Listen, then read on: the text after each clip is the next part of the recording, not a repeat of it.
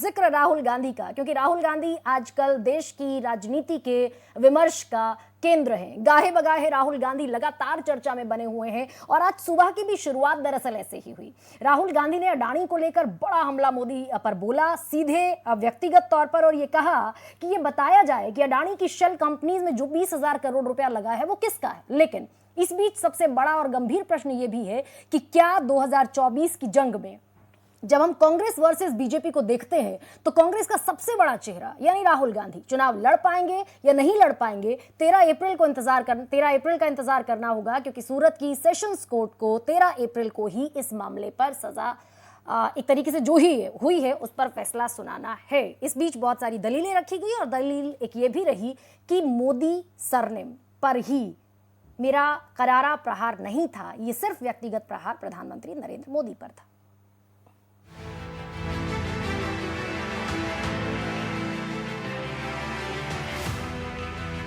राहुल गांधी की सजा बरकरार रहेगी या फिर इसमें कुछ कटौती होगी? 13 अप्रैल को पूरी तस्वीर साफ हो जाएगी। सूरत की सेशंस कोर्ट को इसी पर फैसला सुनाना है। राहुल गांधी ने अपनी दलीलों में कोर्ट के सामने जो कहा उसमें सबसे महत्वपूर्ण बात यह है कि उन्होंने मोदी समाज को नहीं बल्कि सिर्फ प्रधानमंत्री मोदी को टारगेट किया था। मोदी सरनेम पर छिड़ी लड़ाई के बीच राहुल ने एक बार फिर अडानी का मुद्दा उठाया और सीधा प्रधानमंत्री नरेंद्र मोदी से 20,000 करोड़ का सवाल पूछा। 20,000 करोड़ रुपए अडानी जी की शेल कंपनी में ये किसके हैं? ये बेनामी है, किसके हैं? कांग्रेस राहुल गांधी के मुद्दे पर झुकने को तैयार नहीं और इस बीच 2024 की रणनीति को लगातार धार देने की कोशिश जारी है। केंद्रीय चुनाव समिति की बैठक इसी रणनीति का हिस्सा रही, जिसमें राहुल गांधी ने भी शिरकत की। तो मेरे ख्याल में कम से कम इस केस में दोनों इंटरप्रिटेशन समझना चाहिए था और कम से कम अगर कोई सजा देती तो कोई वार्निंग देते कि ऐसे मत कहिए वगैरह और केस खत्म करते।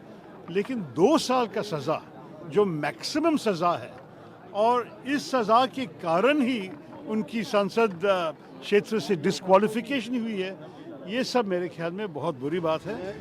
बीजेपी की भी सारी कवायद 2024 में एक बार फिर कांग्रेस मुक्त भारत बनाने की तरफ बढ़ने की है और इसीलिए यूपीए 1 और यूपीए 2 में कांग्रेस के पुराने पाप गिनाने का सिलसिला जारी है। बीजेपी ने कांग्रेस फाइल्स के तीसरे एपिसोड में कोयले की दलाली में काले हुए हाथ की कहानी को समझाया है। ऐसा कि भ्रम पैदा कर रहे हैं, गुमराह हो चुके हैं। अब आप जमानत कराने गए हैं तो देश के संविधान पर, देश के इंस्टीट्यूशन में, देश के कानून पर विश्वास करें, उसका सम्मान करें। इटली के चश्मे से भारत को मत देखें। गलती हुई है, सजा हुई है। आपने जाति सूचक शब्द कहा है तो ही सजा हुई। लोकतंत्र के मंदिर का अपमान बंद करें। जहां जहां आपने गलती की उसकी माफी मांगे। आज गांधी परिवार अपने आप को कांग्रेस पार्टी के तो ऊपर समझता ही है, परंतु देश के कानून और संविधान के ऊपर भी समझता है और ये सत्य इनका अस्त्र नहीं, ये केवल और केवल अपने परिवार को अपना अस्त्र समझते हैं और परिवार में ही इनको आसरा मिलता है और इसीलिए परिवार तंत्र का ये एक भ्रष्टाचारियों का और दरबारियों का भक्ति प्रदर्शन था। 13 अप्रैल को आने वाला फैसला 2024 की जंग का रुख तकरीबन तय कर देगा। राहुल गांधी अगर चुनाव नहीं लड़ पाए तो बीजेपी 2024 से पहले कांग्रेस पर मनोवैज्ञानिक जीत हासिल कर लेगी और तब तक शह और मात का खेल जारी रहेगा। Bureau report, Bharat express. और जो दलील राहुल गांधी ने अदालत में रखी है वो ये भी है कि महज 24 दिनों में इस मामले का फैसला हुआ, तो आखिर जल्दबाजी क्या थी? तकरीबन 3 साल कुछ महीने ये मामला चला और अंतिम के 24 दिन ऐसे रहे जिसमें स्टे के बाद ये मामला आगे बढ़ा और 24 दिन में फैसला आया। आदित्य द्विवेदी मेरे साथ मौजूद हैं इस समय। आदित्य, 2024 अगर उस महासमर को देखते हैं तो यकीनन ये प्रश्न सबसे संजीदा प्रश्न है इस समय और यही सत्य सब जानना चाहते हैं कि क्या राहुल गांधी को जो सजा हुई है वो किसी भी तरीके से क्वैश हो पाएगी? क्या उस सजा में कमी होगी, बरकरार रहेगी? राहुल गांधी चुनाव लड़ेंगे या नहीं लड़ेंगे? सबसे बड़ा प्रश्न।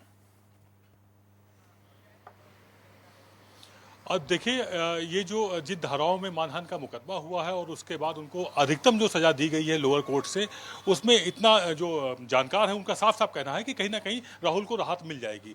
2 साल से अगर 2 दिन भी कम हो गए तो राहुल की सदस्यता बरकरार हो जाएगी। लेकिन जिस अंदाज में राहुल अटैकिंग फॉर्म में है, सजा होने के बाद भी जिस तरह से वो आक्रमण कर रहे हैं भाजपा पर, इससे इतना तो साफ है कि मिशन 2024 को भेदने की तैयारी में कांग्रेस और उसके नेता राहुल गांधी लगे हुए हैं। जी गरिमा।